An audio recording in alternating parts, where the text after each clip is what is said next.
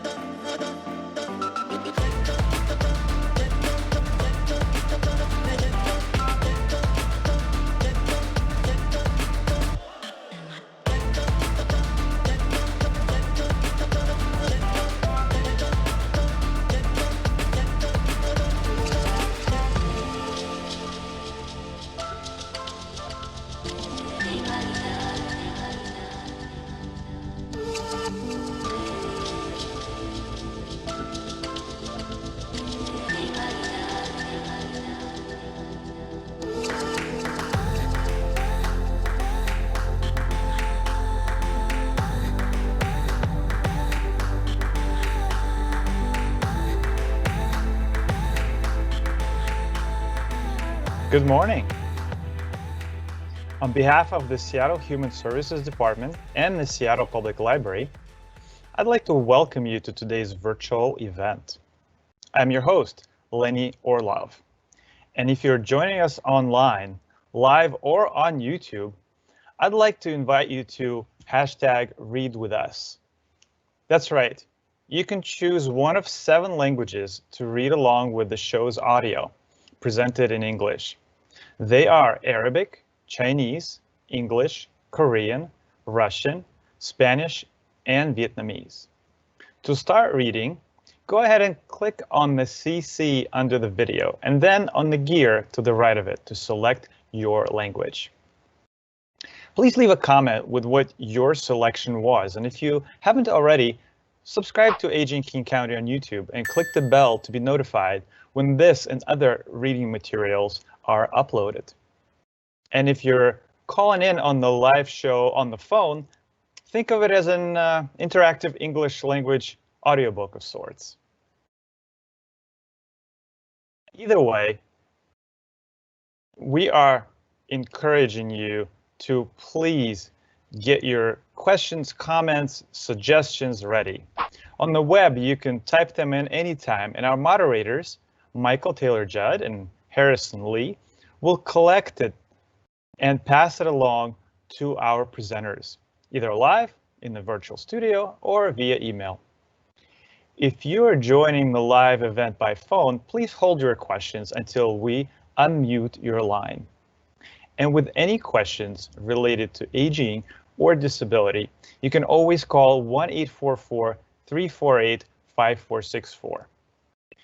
You'll speak to a community living connections advocate who can help you connect with services and resources such as food and meals. Services are professional, confidential, and most of them are free of charge.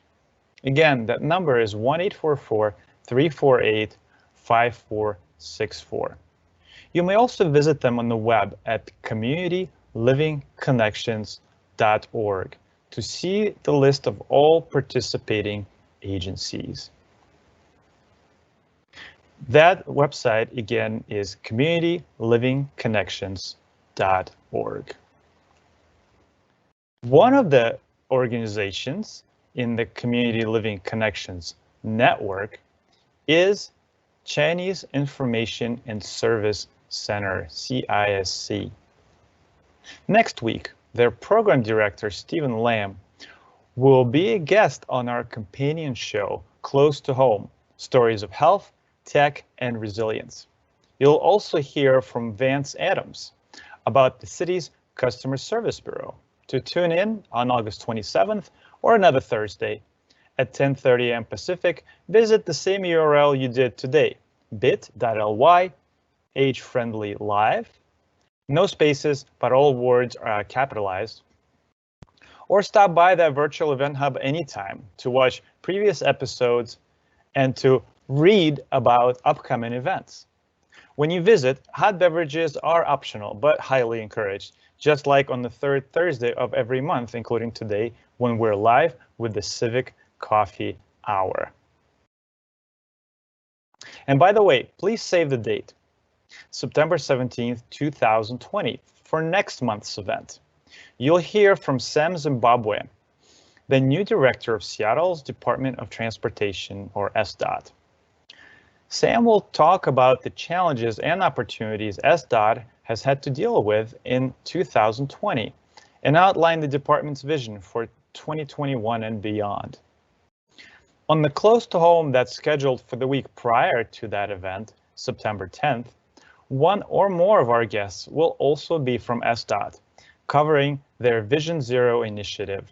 So please, mark your calendars, bookmark bit.ly/age-friendly-live, and tell a friend or anyone who you consider to be close to home. But today is all about #reading.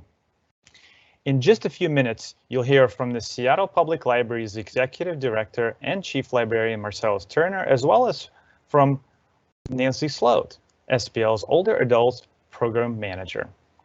If you're new to the Coffee Hour, it's been around for over a decade and has featured mayors and other local government decision makers. In 2020, the Seattle Public Library has agreed to partner with Human Services on this event. As a former library employee, I was excited about gathering within the walls of a modern architectural masterpiece that is Central Branch. What an amazing building. But COVID-19 changed those plans.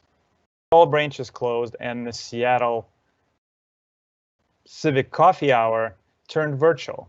However, our partnership did persist, and today we'll learn about the 130-year-old library's response to the pandemic and their new plan called the Road to Reopening. We'll pause for phone and online questions after hearing from Marcellus, and then again after Nancy's presentation. So please, go ahead and leave a comment right now, even while they're speaking, whether you're watching live or on YouTube.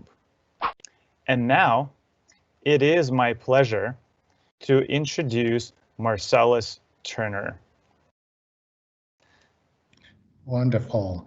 Thank you so much, Lenny, and I am so happy to be here with you today. A couple of things. I didn't know you used to work for us, so that's an interesting tidbit, and I look forward to hearing more about you.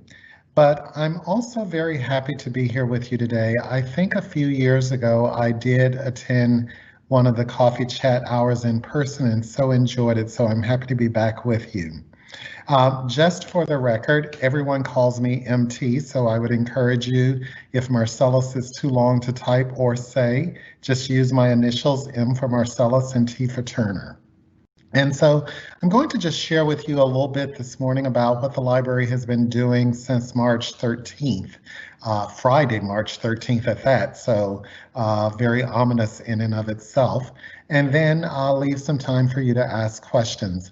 I also know that some of our patrons are on the line, so that is very good to know. And we'll proceed. So if you will advance the slide. So the start of this is talking about the road to reopening, and in fairness, I probably should say it is the road to closing and then reopening, because it took a bit for us to get to that point. I think in late February and early March, the city was realizing that we had a very serious health issue on our hands, which was later to be called COVID or coronavirus, and referred to as a pandemic. I remember all of this because on March 10th, I was flying back into the city, and when the plane landed here in Seattle, I had a call from the mayor's office, and the mayor specifically asked us, well, from the deputy mayor, but the mayor specifically asked us if we could close all of our libraries to help put a slowdown to the spread of this virus. And we had 36 hours to do so, which showed itself as a closing on Friday the 13th. Now, in order to do that, it was a very short turnaround, and it required a lot of work behind the scenes for us to do so. But for us to have closed down the library in 36 hours was really amazing. So I'm really proud of our staff for how they stepped up to this request. And how they were also instrumental in trying to help us do our part to address the pandemic. But that being said, it took a lot to get to that Friday the 13th. So if you will advance the slide.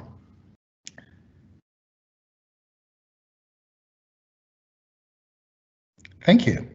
So this is what it looked like across all 27 of our locations on Friday, March 13th.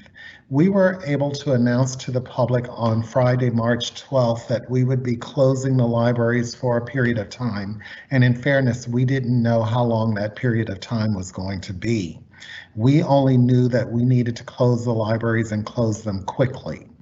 And a mass campaign went out on the evening of Friday, March 12th, telling everyone to come by the library if they wanted some reading, because we were going to have to close the library for a few days. And this is a picture at the top of our Green Lake Library and the lines of people who were waiting to get some at-home readings to take with them while we closed. And I think all of us thought we'd be closing for just a short period of time. But I think it's interesting to look at that picture because, as you'll note, it was very early in the stages of coronavirus, and no one is wearing masks at that time, nor are we socially or physically distanced. And it's interesting how much we've learned since that time, but we are just so appreciative of the turnout and support by our public for the libraries.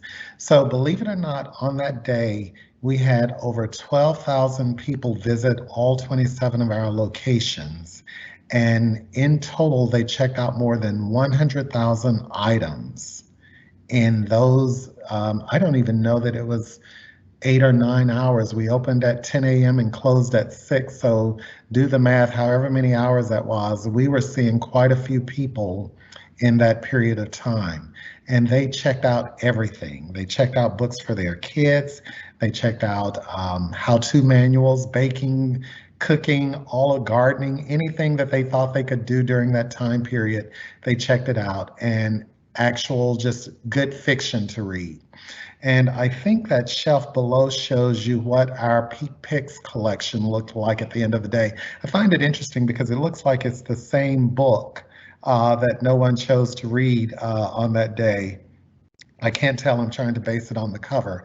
But our Peak Picks selection, which are the popular titles of popular books that are very hard to come by, we make them available for the person who just walks in the door and lucks up on it. In fact, Peak Picks was originally thought to be called Your Lucky Day. But here's what that shelf looked like at the end of the day, because people grabbed everything that we had, and we're so appreciative of that. But the good thing about that day was that you were going to be able to keep those books until we chose to reopen. And but in between reopening and everything, I'll tell you one little side bit and then I'll move on with my presentation. And that was that on Friday, March 13th, while we were closing to the public, we presumed that we would be going back in on Monday, March 16th. We thought that we would just go back into the offices and work. That again shows what we knew about the virus at that time. So when we left at the end of the day, we didn't straighten up the library, we didn't clean up or anything. We just said, oh, we'll do that Monday morning when we go back in. And it's sort of like all of us do at home when we say, oh, I'll wash the dishes tomorrow. I think that's how we approached the day. We said, oh, we'll pick up the remaining books and put them in order tomorrow, only to discover that tomorrow has not come because we are just now getting back in the libraries to do some services. So it was really interesting, but I really want to take the time and thank our staff for all of the work that they did in getting us to that point in such a short period of time. And thank you to our public for their support of the library. So if you'll advance the slide, please.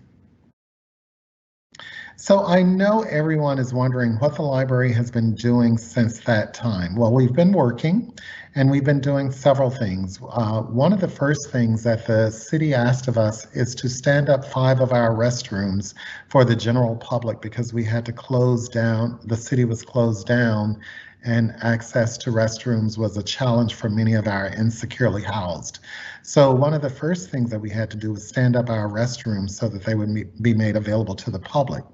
But at that same time, we started turning on more of our virtual programs. And so we had some virtual story times, which you see here. We also had some author events, which are in the upper right corner, that shows our speaking, actually that's speaking with a bookseller as well. So we were quite pleased with that. And then we had some virtual programming, and this was a dance program in the lower right corner that you're looking at. But it took our staff time to curate, well, first of all, identify the subjects that they felt would be needed or of interest for people to tune in to through Zoom or whatever channels that they had available to them.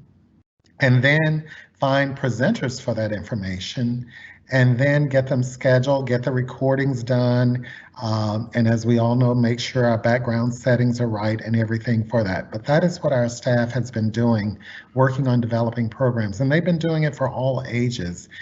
Nancy is doing it for our older adults program, but we've been doing it for our youth and family learning programs, which encompasses baby sits, story times. It includes toddler story times. It includes a large number of programs to support any age group that was needing assistance. We also managed to turn back on our chat service so that people could ask questions, call into a number and ask questions. And we also started talking about how we could return to services. And so before I talk with you about that, I know that I would be remiss if I didn't speak to the next item, which is our next picture. If you'll advance the slide, please. And what would it be if we were not unable to say to you, we miss you? And that is one of the things that we are recognizing during this period that we've been working from home. And what is it, March, April, May, June, July, August, 5 months that we've been working from home. Trust me, we really do miss you. We get so much joy when you're able to come in and talk with us, ask us for assistance. We feel we're very good at in-person assistance, and we're getting better at online and virtual services. So we're really excited about that. But missing our public is one of the things that really matters to us, and we can't wait to get back in and meet with kids, meet with the adults who are needing services. But as we all know, that comes in phase 3. And right now, libraries are still in phase 2 because the virus is still running a bit rampant in our state and our county. But as soon as we can, we will get back in the buildings and welcome you back in. That being said, you can meet any of our librarians online through story times. All of that's available through our YouTube channel, so I would encourage you to do that. I would also say go to our website. You can find out any programming that we're doing virtually. You can find out we're still recommending books to read. We're doing all of the things that your library would do if we were open. We're just doing it at a distance. So I encourage you to visit our website and see what's going on. And if you will advance the slide, please. I'll move to my last one, and I'm going to spend a little bit more time on this page just because I'm going to tell you what we're currently doing and how we got to this point, which is curbside pickup, which is the rah-rah, meaning you can get books back in your own hands and read the physical collection. But one of the things I wanted to talk with you about, as I shared with you, is that one of the principal assignments that we had when we closed was trying to figure out what reopening would look like or what services we could return to as the phased approach allowed. It was in phase one that we had to be totally closed and not offer any services to the public. And in phase two was when we were, the governor's phase two was when we were allowed to enter back into our libraries to start prepping the buildings and also identifying resources that we could make available to the public. And so in order for us to get to that point, you may remember that I said that on Friday the 13th, we checked out over 100,000 items. Well, that was in addition to all of the other items checked out over the course of time. So in that period, we found that we had over 415,000 items that had been checked out from the library system. And one of the first things that we needed to do was get back in and do the dishes, which I was speaking to. So we got staff back into a few of our libraries and had them straighten up and put books back on the shelves and everything that we had left undone the day we closed. And then we started the process for having books returned to the libraries. So we opened up 10 of our libraries so that the public could start returning the books that they had checked out, because you have to recognize we needed all of those books that were checked out back on the shelves before we could make them available to you. So we've had staff working in the buildings, receiving the books that come in. You'll have to know that we are quarantining the books so that when we have staff touch them, that they are safe and that we can put them back on the shelf so that they can be used. So all books that are returned sit for 72 hours before we even touch them to check them back in. Once those 72, and if you went into any of these libraries, you just see bins loaded up in the buildings numbered by days, day 1, day 2, and day 3. And on day 4, they take the first round of books that they can, check them in, and put them back on the shelves. That gives the virus time to die down on it.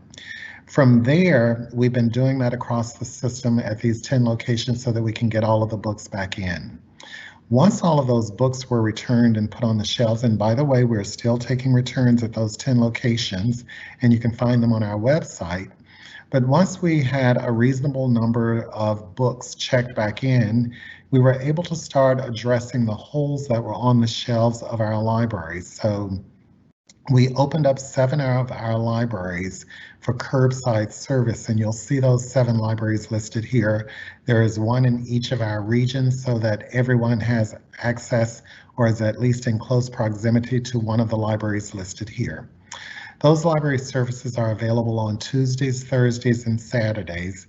But what you're able to do, if you had a book on hold already before we closed, you have been notified that you can come in and get that book, and we're making it available. Once we clear those shelves, and I think we just did that earlier this week, we then moved all of the holes that were on the remaining 20 locations of libraries to those 7 locations so that those holes could be picked up by the public. So we're in the process of doing that, and within a week we should be able to allow you to place holes again. So then you would be able to request books out of our libraries and have them delivered to one of the locations. And as you see in the picture in the lower right corner, each of those locations have the socially distanced spotlights on the ground that tells you where to stand. You'll approach the library. There's a staff member waiting at the door asking you your name and your card number, and they will pull your holds for you. They will give them to you all as contactless as we can. So we're doing all of that service at those 7 locations that you have listed right there. And that allows us to get the books back in your hands. So we're really excited about that. The last thing I'll talk with you about, because I know many people are interested in that as well. Our staff who is responsible for selections is hard at work too. They have started the process of reordering books for the library. As you might imagine, when we closed, we had many books waiting to be delivered to us, but the publishers had to hold them in their inventory because we could not receive them here. So they've been sitting in warehouses across the country, and our selection team has told them to turn those back on, and they're being delivered back to us so that we can put new books on the shelves, new peak pick items, so that when you are able to place holds, you can have access to any one of those books that are listed there. And I think that is it. Lenny, you told me to get at 10:55, and I think we're at 10:53. The only other thing I could do is sing and dance, and trust me, you do not want your chief librarian singing or dancing. So with that, I think I have ended my part of the presentation, but happy to take questions now or whenever you're ready for them. Great. Thank you so much, Marcellus, or MT. Since that's what you prefer, I am happy to say that. I certainly had to go through my share of my Leonid. My birth name was usually a little hard to pronounce, so Lenny came to life. Thank you again for this part of the presentation. What I'm going to do is, since we're talking about COVID-19, is I'm going to introduce a resource that we usually talk about on these shows. But while I'm doing that, I'm going to encourage everyone to please go ahead and type in your comments for Marcellus, so we could read them on the live show in just a minute. But if you're on the phone, we'll get right over to you as well. So coronavirus.wa.gov. That's Washington State's coronavirus response website. Now it's actually available in 22 languages. I think they keep adding languages every week, it seems. According to this site, staying home is still safest. And to help Washington State's safe start to succeed, and so we could progress through those phases, we're encouraged to stay as close to home as possible. But if we must go out, they're asking that we please continue social distancing and wearing facial coverings, which are required in public settings. Coronavirus.wa.gov has all the latest info on the state's response to COVID-19, and you can also call them. It's actually the Washington Department of Health Assistance Hotline at 1-800-525-0127. Again, 1-800-525-0127. So at this point, what I'm going to do is I'm going to unmute. We have about 9 or 10 of you joining on the phone, and you're all in the same conference there together. So what I'm going to do is I'm going to unmute the whole audience. So whoever wants to speak, please do. And then we'll switch it over to MT for a response. So give me just a second. It's a 2-step process here. All right.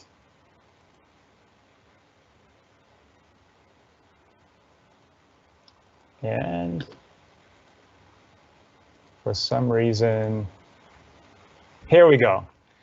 You are live on the Civic Coffee Hour. Do you have a question or a comment for MT? I had a comment and a question, if I may. Sure, go ahead. Hello. Oh, hi. Yeah. Hello, MT. Yes. Hi, this is Dan and Dave Ortner, the twins who co-lead the low vision and blind book group at the main library. And I just had a comment about our group. We weren't able to do our book group. We had to cancel that in March, but then since April we've been doing it on conference call, and that's been working out pretty well. Everyone meeting and being able to discuss the books we've been reading. But I did have a question.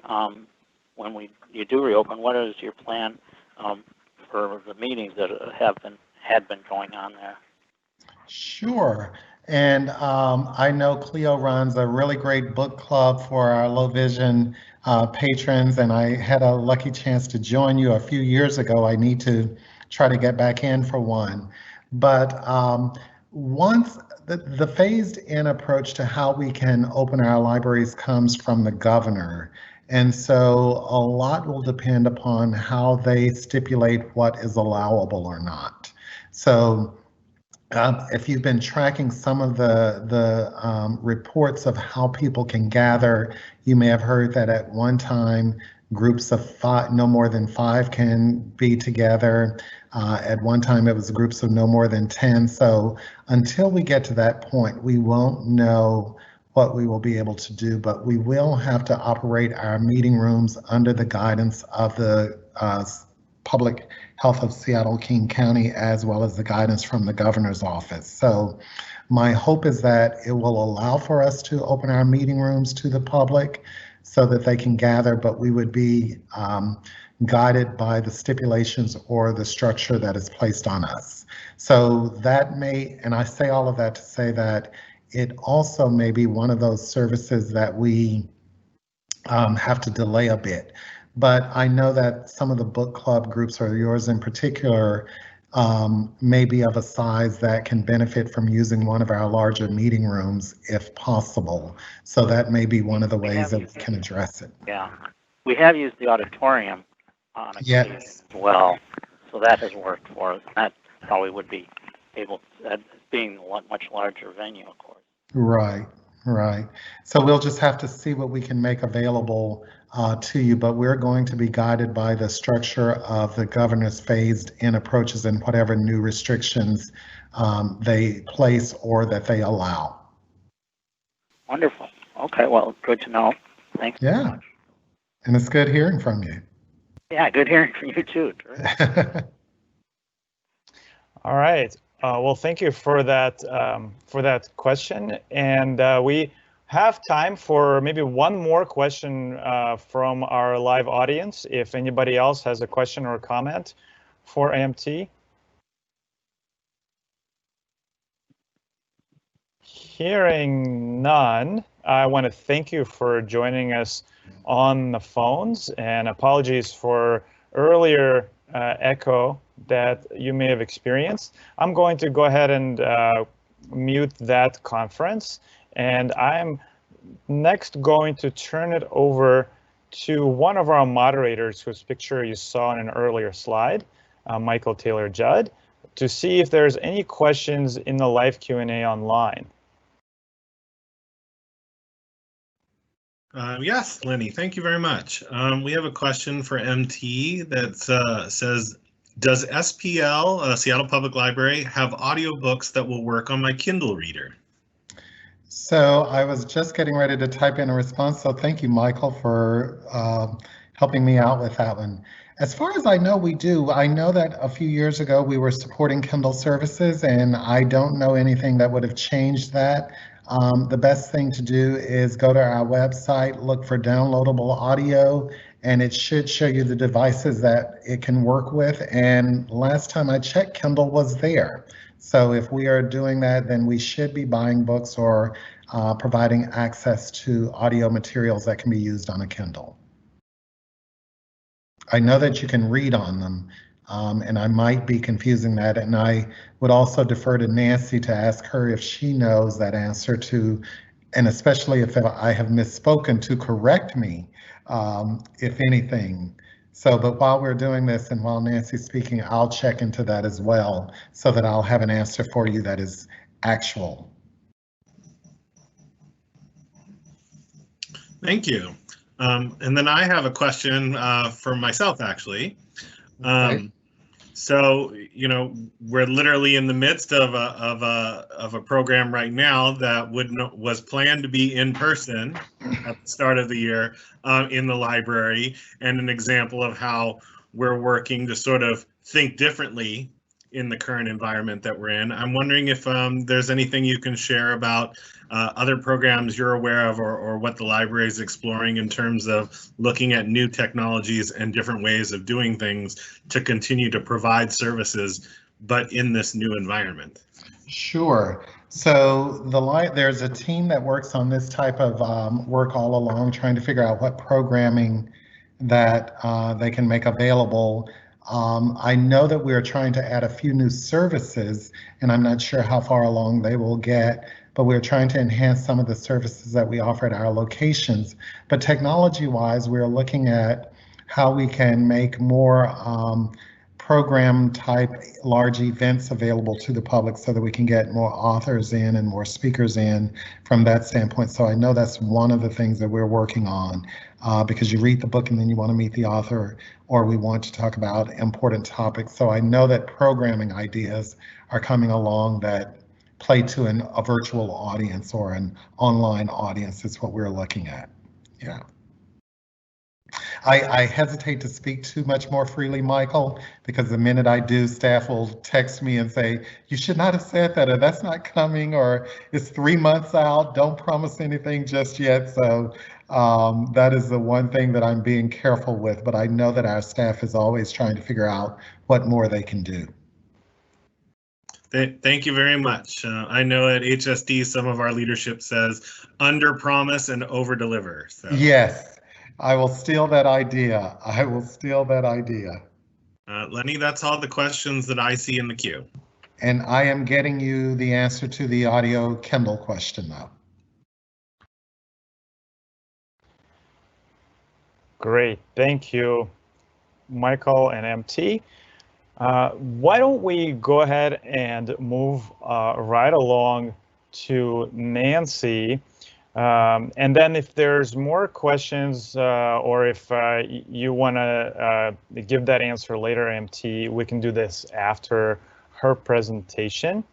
Nancy has been a great partner over this past couple of years with the Civic Coffee Hours, and she's participated in the weekly programs as well as a community member. So we cherish your involvement, Nancy, and look forward to your presentation. You're live on the Civic Coffee Hour. Hi, everybody. I think I unmuted myself, and thank you, Lenny, and hi, MT, this morning. So I just want to say again how much I appreciate our partnership with Age Friendly Seattle to offer these coffee hours. And I've actually learned a lot from many of the speakers at the previous coffee hours, so I feel like I'm getting educated as well.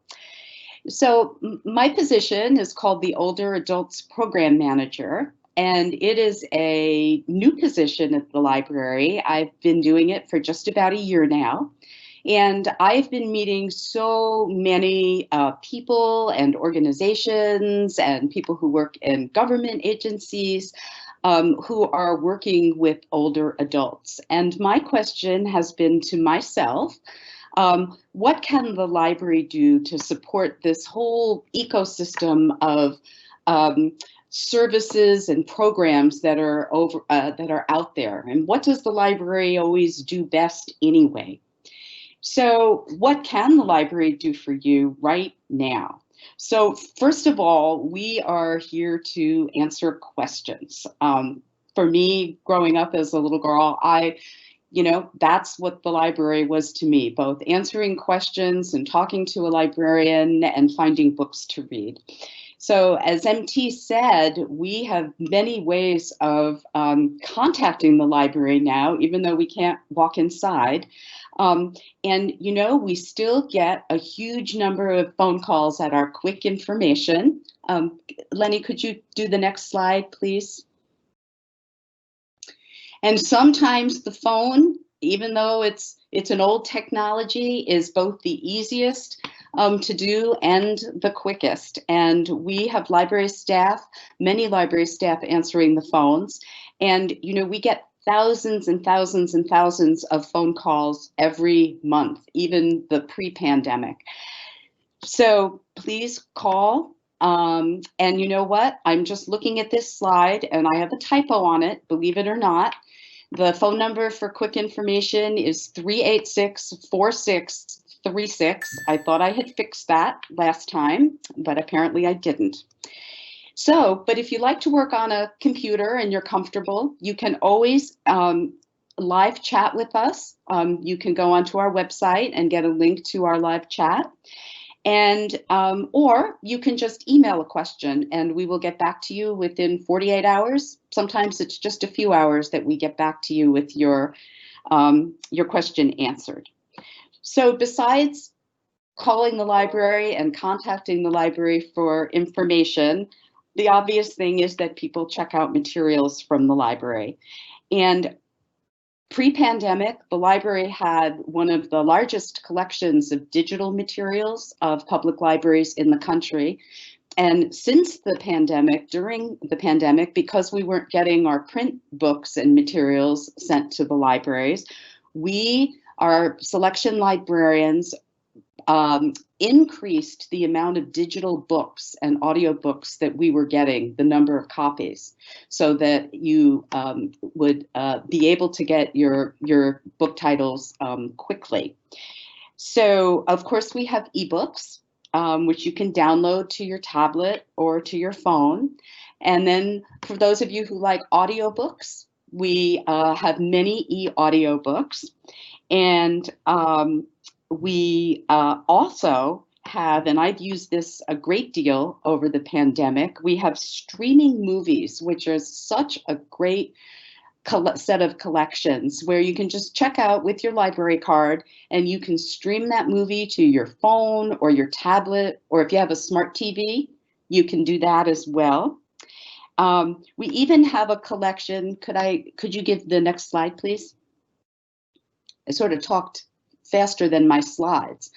And way down at the bottom, you can see digital magazines, and you can read about 100 different magazines. The actual issue of the magazine, it looks just like it. You can turn the pages.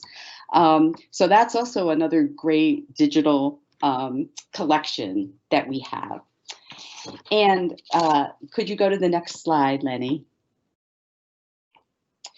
What's great is that it really is all free when you have a library card and you have the PIN number that you set up when you get your library card. Now, I know that a number of you may not have Seattle Public Library cards, and pre the pandemic, we asked that you needed to come into the library to show your identification to get the card. But we have figured out a way for you to get a card even without having to go into a library, which of course you can't right now. So all you need to do is either call our quick information or go onto the library website, and we will be able to get you a card if you live in our service area. So it's great, and you have a great selection of cards that ultimately you'll be able to get. You can see the picture up there on the slide. Could you do the next slide, please? And then I think the third thing that people always think about for the library, and MT talked a little bit about it, and Michael, you had a question about it. We do have a lot of great programming going on right now that's virtual. Now, it took us a while to figure out, all of us, how to put on virtual programs and how to make a virtual program more interactive. I mean, I know a lot of us who tune into virtual programs, it can get very weary to do that. And so we've been learning about ways to make them interactive. And so some of the programs that I've been putting together that I think would be of interest to many adults and to older adults, there's a whole series of virtual arts programs that are created by a wonderful community organization called Silver Kite Community Arts. And these are hour-long programs. You don't have to have any experience in any of them. And there's classes several times a week, and drawing and painting, even dance. That was a lot of fun. It was dance, circle dance from around the world. There's writing classes, writing poetry, songwriting even. And we've been doing this all through the spring, and we took a break in August, and we're bringing it back in September. And these classes will be going all the way through till December. And they are classes that you can do with your family members. They're really good for all ages. They've been really fun intergenerational programs and activities for families. And then the next slide is one of my favorite activities that the library does every summer. It's our summer book bingo for adults. This card, if you do pick up any books at the library, you will get a book bingo card in your paper bag that has your books in it. And there are 25 squares on this book bingo card, and you're going to read books or listen to books that fit each of those categories. So you can see some of the categories there. If you get a bingo, 5 across or down or diagonally, you can put your name into for a drawing for some prizes. And then if you get all of the 25 squares filled in and have read 25 books, then there's one grand prize for everybody. So this goes to the beginning of September. So I know it's kind of halfway through August, a little more, but you can still play with this and do this. It is a lot of fun. One of my most favorite topics is a debut book by an author over 50. And if you want some ideas for titles and authors, you can always get a hold of the library. Or if you're online here at the book bingo card online, if you click on those squares, each square you're going to get a book list will pop up. So it's pretty fun, and I do this every summer. And then could I have the next slide? Other kinds of programs that we're doing that I think are of particular interest to older adults are series of programs on Medicare.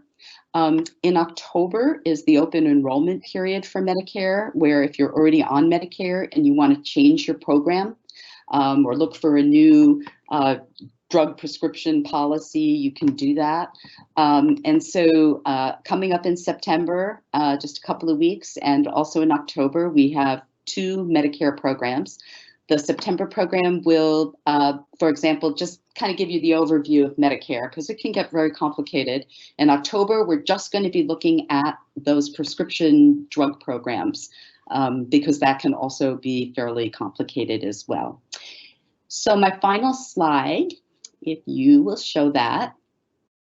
We have an easy way of finding the programs in our big SPL calendar.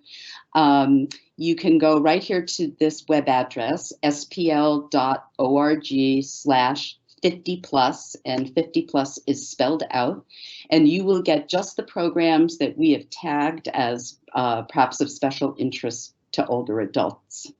So that's just some of the programs that we have right now, and we are bringing on new programs all the time. So please check back there regularly for new programs. And that is my presentation, and I am also happy to answer any questions right now. Great. Thank you, Nancy. Appreciate all the information. So I'm going to go ahead and go directly to the phones this time, and then I will turn it over to our other moderator, Harrison, for our online questions. So we're going to go ahead and, again, I'm gonna unmute all of you at once. All right, hi again. You're live on the Civic Coffee Hour. Do you have a question or a comment?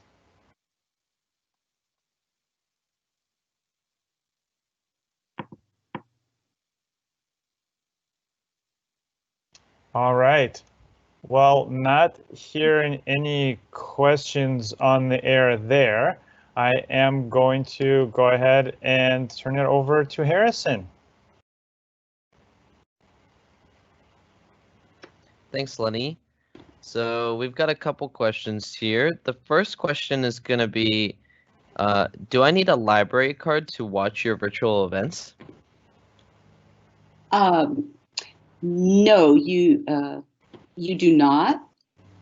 You do not need a library card to watch the virtual events. Many of the virtual events have, you do need to register, and you register when you look at our calendar entry. There'll be a link for registration. Most registrations are going to, the registrations will require an email address because the program will send you back a link to the actual virtual program.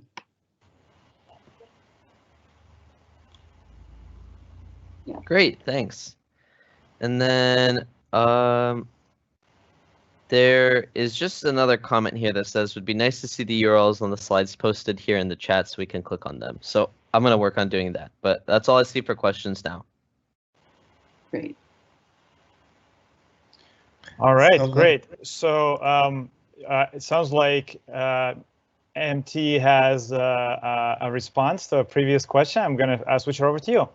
Sure, thank you. And I am so glad when my answer matches what staff say the answer is, because sometimes that doesn't occur. So yes, we do. Your question had two parts. The first question is, can your Kindle accommodate audiobooks? And yes, but it does require the Kindle Fire, which has audio and media capabilities. If you have the Kindle Reader only, I'm not certain that it will do it, but if you do have a Kindle Fire or one of those brands, it does accommodate that. The second thing is that in relation to that, we do buy books through Overdrive that are Kindle Audio Fire compatible. So if you have that, you can listen along as you read your books. And I will tell you that listening to books is one of the greatest pleasures of reading that I have. I listened to the entire Harry Potter series without opening the book. So it is a great way to read. All right. Nancy, did you have something to add there?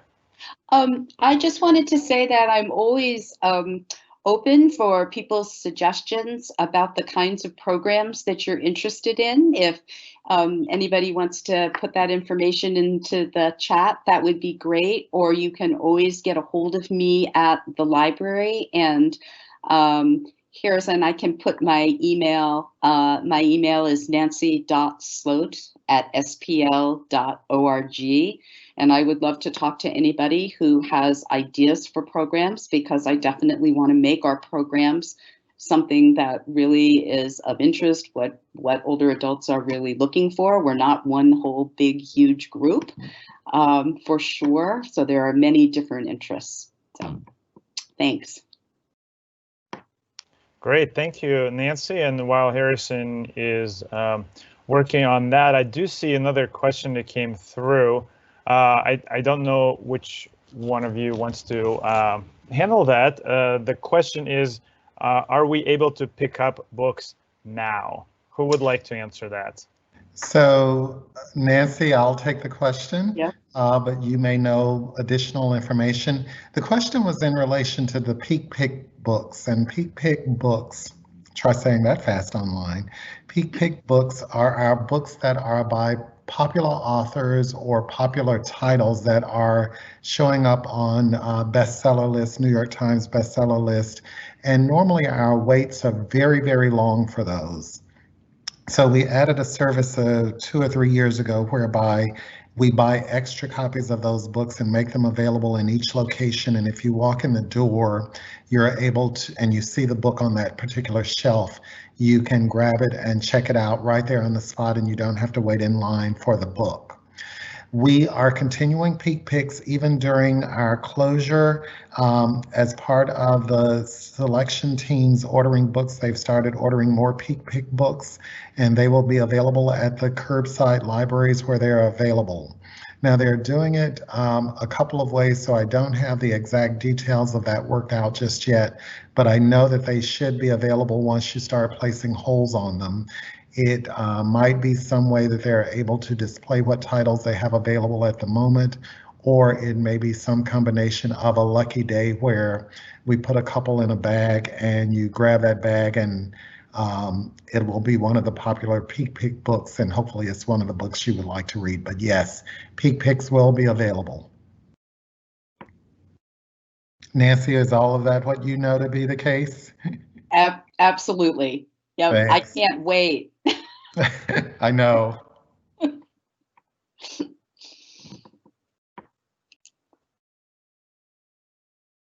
You are muted, Lenny. Thank you both for answering that question.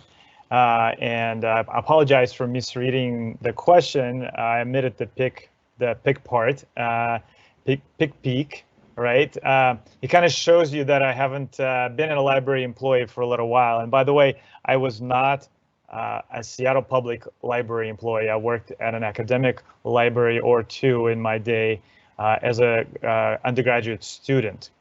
So yeah, never worked for a public library, but you know, who knows, maybe later. We have openings every now and then. And I started my career as an academic librarian. I was a university librarian for 8 years before I switched over to public library. So I remember that life. Well, and just as a plug for our other program close to home, we do often have folks from academia on that program, and maybe we should look into getting somebody from the UW library, for example, and see what they're doing now that the school is going to be sort of back in session. And speaking of school and UW, we have our other moderator, Harrison Lee, who is a student at the University of Washington. I believe there's another question there in the Q&A, so I'm going to turn it over to him. Yep, another question came in. So that question says here, I'd like to know more about online learning through the library. Can I learn Spanish online using your resources?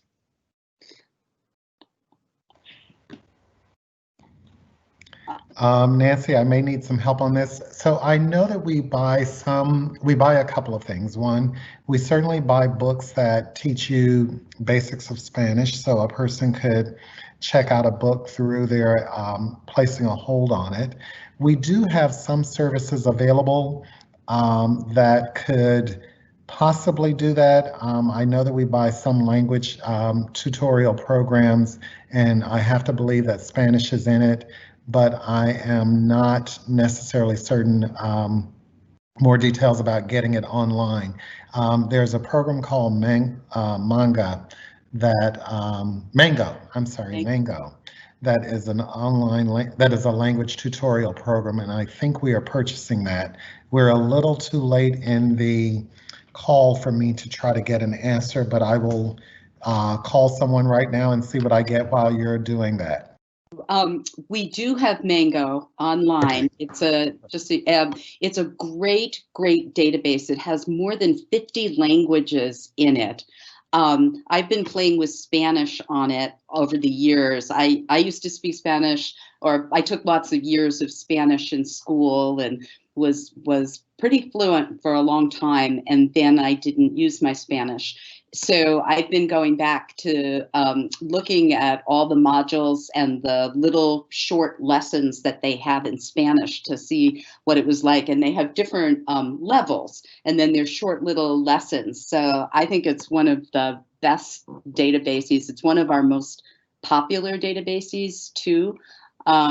So that's a great resource. And then the other service that we have that's fabulous is something called Your Next Skill. And you can, through our library website, you can write in and say, I would like to learn how to learn Spanish, or I would like to learn how to play the accordion, or I would like to learn how to be a ham radio operator, right? And we have librarians who will get back to you and give you resources to be able to learn that either online, or you can say whether you want print resources or whether you want online resources, and you will get a personalized list back of how to learn whatever topic it is. So I think that's a great resource and service that we have. Yeah. Thank you for saving me, Nancy. I knew the answer to that one. All right. Well, that's all we have time for today. So I'd like to thank you, MT, and thank you, Nancy, for stopping by today. I mean, I learned a lot. This is these times are unlike any other, and it's really impressive what the library has been doing and plans to do in the future. We look forward to hearing more.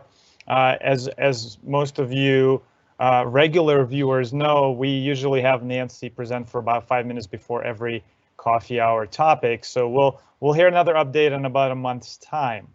So again, thank you both for being here, and thanks to you all viewers and listeners and readers for your active participation. We do appreciate it, and we appreciate you so much. We'd love to invite you to join our virtual community, and you can do that by clicking the subscribe button and the bell to enable notifications on YouTube when you watch this on YouTube. By the way, if you didn't get a chance to ask a question when this event is uploaded to YouTube, you're welcome to ask your question in the comments there, and that's where you're watching it right now if you are, and then we'll pass that along to MT or Nancy for a reply, and we can interact that way as well. But we are live every Thursday at 10:30 a.m. Pacific, with occasional exceptions such as holidays and special events which happen on other days and at other times. And all of these virtual events are accessible through one hub that you found today at bit.ly/hfriendlylive. No spaces, but all words are capitalized.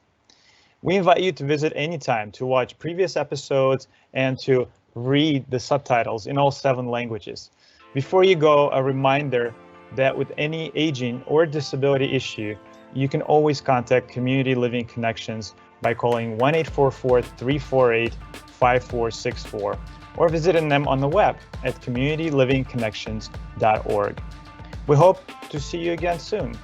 Until then, be well, stay engaged, and let us know what we can do to help this city become a better place to grow up and grow old. Take care.